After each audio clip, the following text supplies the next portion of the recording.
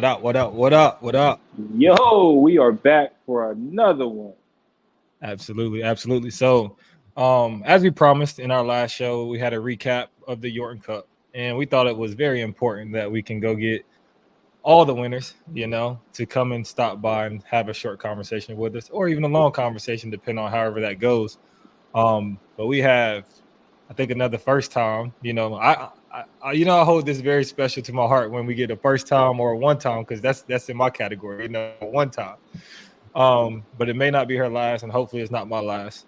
But we have a special guest. I'm gonna show you guys the picture first and foremost, right here. I'm not gonna butcher her last name, but we have Cali coming to the stage, and she will tell us all about her journey What's her to last going name, to get man? that cup. Everyone gets Hey, to say it. It's aroused. Yeah, Rouse. Okay, I could have said that. I would have had people. that. Like, Yeah, That's that North Carolina education kicking in, E. yeah. hey, chill out. I saw the U and the Z. I was like, hold up, I'm gonna mess this all the way up. Yep, Cali Arauz. Well, Gotcha. thanks for So, how are you joining doing, us, champ? champ. Yes. Let's go. Super So excited. we're gonna ask you a cliche question after you introduce yourself because we got this question plenty of times, but I'm gonna let you introduce yourself, give people a quick, short bio, and then we will move forward. Okay. I'm Callie. I'm 27.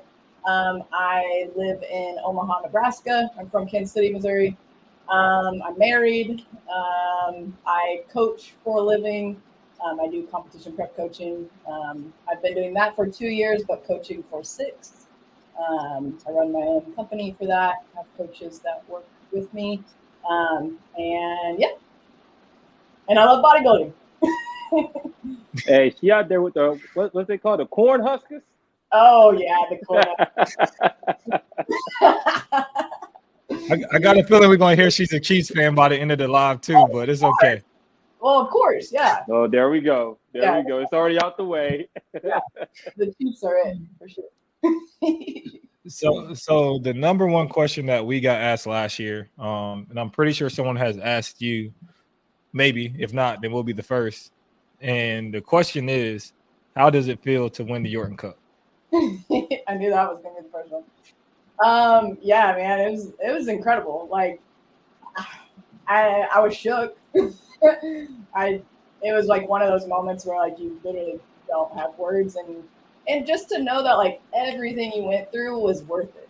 Like that was such a cool feeling for me of just like, dang, like I did that. Whoa, that's actually so cool that I really did that. So yeah, super super amazing feeling.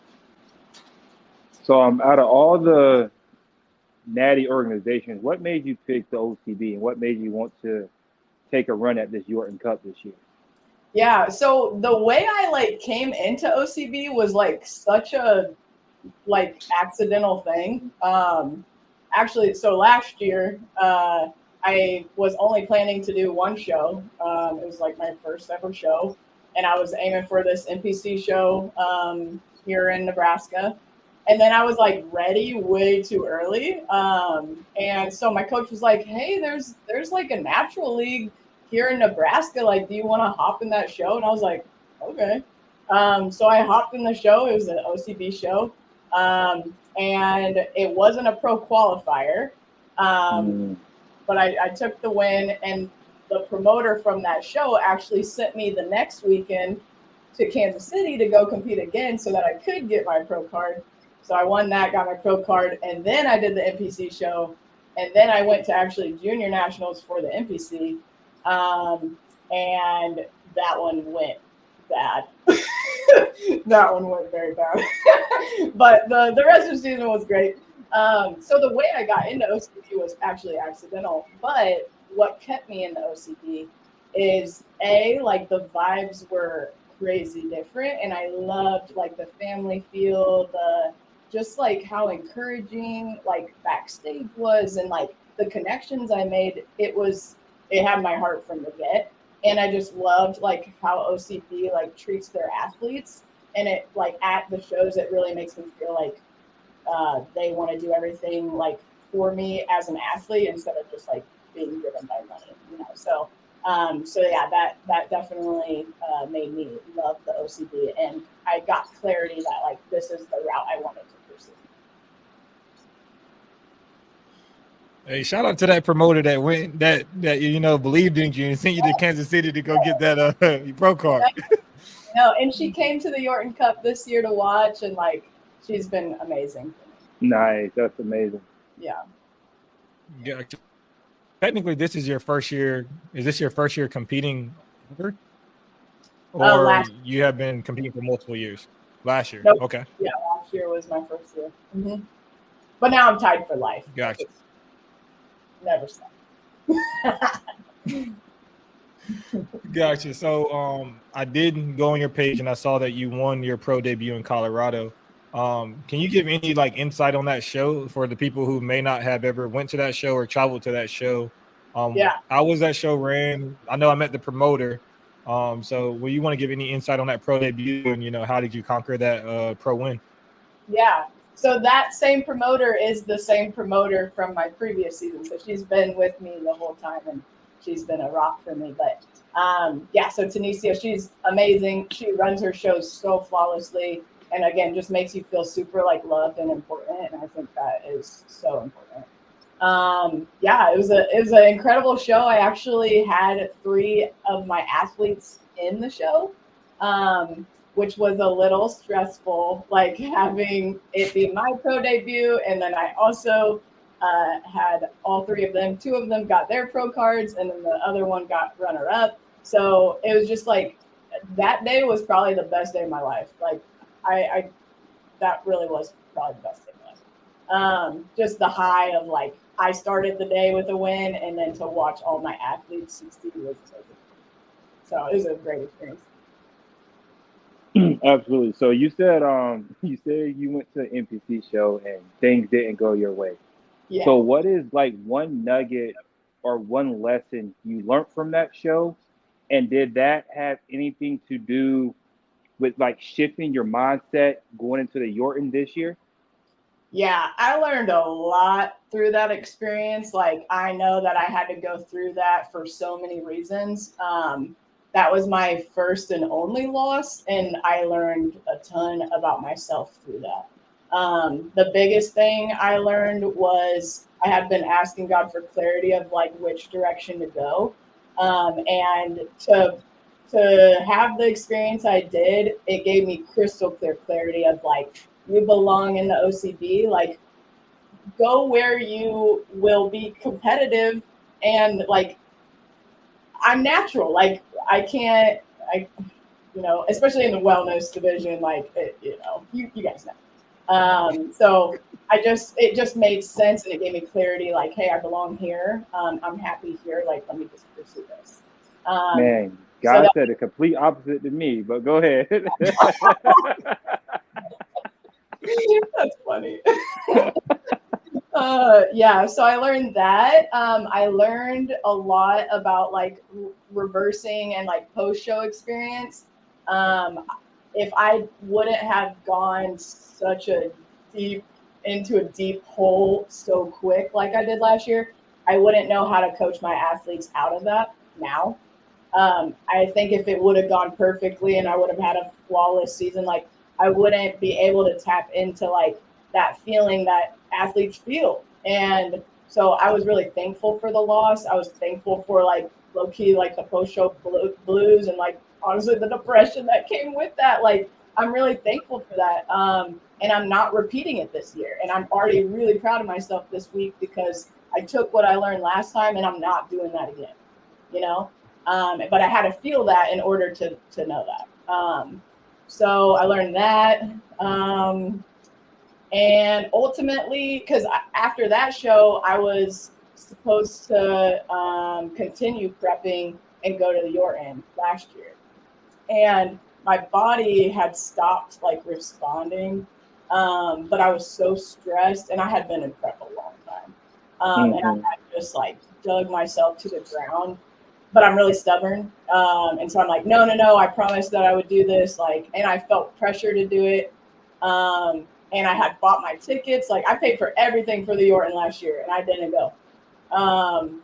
But in that, it was like 5 weeks out from Yorton. I was on a walk, and I was being super negative. Like, my whole attitude through prep was like amazing. I was thriving. I was living my best life. And then all of a sudden, like, something flipped, and like I was doing it for the wrong reasons. And like it wasn't something like I was enjoying anymore, and my heart wasn't right. And my body started following that. And so on my walk, I actually like got clarity from God of like, no, like actually you're done. Like you're done. And that was pulling out of that show was one of the hardest decisions I've ever made, because I worked freaking 7 months like toward that show, you know, and to pull me out 5 weeks out, like what? But it just made this win so much more special to me, because if I wouldn't have listened to him then, I know he would not have blessed me in the way that he did this season. And it's been like an incredible testimony of like, God's timing is not yours. And like, although I wanted it last year so bad, and like, could I have done well? Sure. But like, this was my year, and it made it so much more rewarding to know that I listened, and then it was like rewarded to me. Inspiring. I love it. She done preached to us. She done gave us the testimony. Hey, we love it. We love it. Yes. But I want to move into slightly, just a little bit. I'm gonna dabble in your coaching business real quick. I'm dabbling in your business real quick. So we all coached athletes before, and I think we all been in a space where we coached athletes at the same show we were doing, right? Yeah. Which I think is probably one of the hardest things to do. That I had to do in bodybuilding. Like, going and winning a show by yourself and competing is easy, right? Well, it's not easy, but it's doable. Yeah. But having to manage the stress and the bodies of other people that's out of your control is kind of hard. You can't pose for them. You can't compete for them, right? Right. So how do you manage, or I think the better question is, we had a coaching series, right? And a lot of people be like, I don't want a coach that competes, because they won't, put me first, or they won't think about me, or they won't peak me correctly because they're worried about themselves. So what would you say to athletes who's scared to hire a coach that currently competes? Yeah, I mean, I think that fear is valid, to be honest. It's valid. But I do think with the right skills, knowledge, and like intention, like, you can be successful at both. I think it's super important to pick the right coach, and to know their heart through it too. And like, as a coach, to be honest with yourself, to make sure that you can do the action steps to make sure your athletes are covered regardless. And that's something I had to do for Yorton, was like, I knew myself, and I knew, because I brought an athlete to Yorton last minute, and that wasn't the original plan. And so I made action steps to make sure that, like, regardless of where I was at mentally, to focus on myself, but also like I had a plan of like how I would take care of her no matter how I was feeling. So I think your coach needs to be wise in how they approach that situation. And, if they experience it once and it doesn't go well, don't do that again. Like, don't coach athletes and compete in the same show. Now, do I think like you can hire a coach that competes and also will be a successful coach for you? Yeah. I just wouldn't maybe do the same things. You know what I mean? Because there is that risk. And you don't know how they're going to like handle that day. But yeah, I think that's the importance of like knowing your coach really well and like trusting them ultimately. Yeah. Okay. All right. I'm going to change gears a little bit here too. So give us 3 of your short-term bodybuilding goals, and give us 3 of your long-term bodybuilding goals. Okay. Short term would be nailing this like next 8 to 12 weeks to the best of my ability. While What also, you're doing 8 to 12 weeks, are you reversing, or are you getting ready for another show? Oh, no, I'm done. Yeah, no. Okay. yeah. Okay. But like not taking my foot off the brake. You know what I mean? So yeah, nailing this reverse, like keeping myself relatively lean while also finding that homeostasis again. So that would be a short-term goal. I also have a lot of hormonal issues, like before bodybuilding was even a thing. And I know that I just take 10 steps back every time I prep. So that would be my second short-term goal, is to do what it takes to get that back to a good spot. And then keeping my definitely like looking. I can't wait to get feedback from the judges and then create a game plan from there. But yeah, so I think those would be my short term. Long term, definitely want to grow overall leg development this next year. I really focused on glutes and hammies this past year, so I want to continue to do that. And then also like my front delts. So waiting for feedback to come up with that plan. Go back to the Yorton next year to try to get that that title again. Come back better, bigger, better.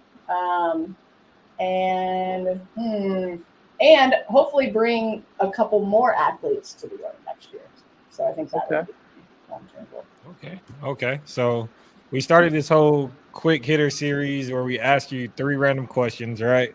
May have to do with something we talked about in the interview, or may not have anything to do with anything, right? Okay. But it's a way for people to, I guess, get to know something about you. So my first question is, what is your backstage routine? Like, what music are you listening to? Are you talking to people? Like, what are you doing? I'm pretty quiet. I don't really talk. And I'm not doing that for any other reason, but just, I don't know. I just like, I'm focused. And so I just kind of mind my own business.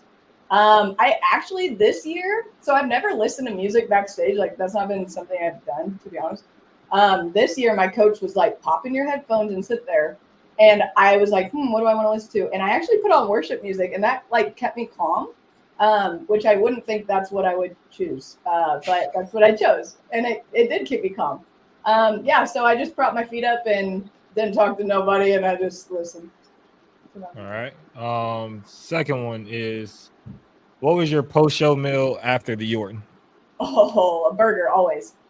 Doesn't I went back and forth between a taco and a burger, but I've had a burger every single post show, and that just, I know my body responds well to it. It's not gonna make me feel like dog crap, and then also it's my favorite food. So burger for sure. All right, number 3. If you had to name 3 people that helped you the most throughout this prep, who are those 3 people be? My coach Howard, 100%. My husband, Alan, and I would say my gym bestie, Jen.